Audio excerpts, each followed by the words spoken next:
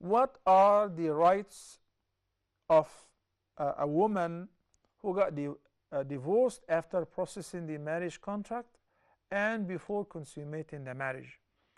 They happen to spend some time together alone, but they never consummated the marriage, and he never had an intimate relationship with her. Okay.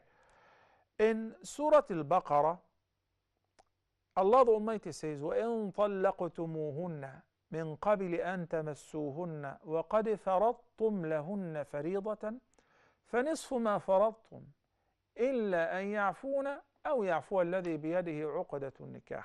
I believe this is like 237, second chapter of the Quran. It's a very specific case. If you marry a woman, then طَلَّقْتُمُوهُنَّ, and you divorce you women.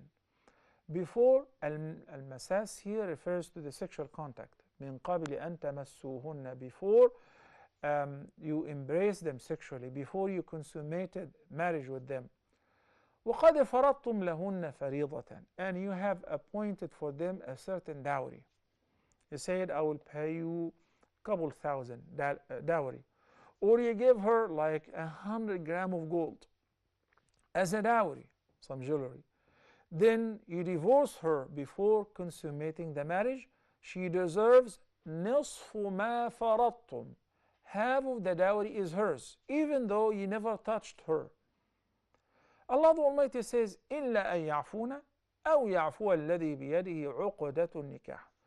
What if the wife, the bride, said, I don't want anything from you, since we didn't get married, keep your money for yourself, or her guardian. In this case, enjoy it, lawful for you. But now, there is one point here, which is, you said you spend some time together alone. The ayah says, إن طلقتموهن من قبل أن تمسوهن وقد فرضتم لهن فريضة. So if you have agreed to a dowry and you did not touch them, تمسوهن refers to the sexual contact. You did not consummate the marriage, then they get half the dowry. What if there was no consummation, but the sister says that we've spent some time together alone? Alone may be interpreted as like we went to Starbucks, we had coffee, and by the way, from an Islamic point of view, this is not permissible to do anything before the marriage contract going out. But after the marriage contract and before consummating the marriage, it is permissible. You go out together, you go shopping, you travel together, because basically you're married.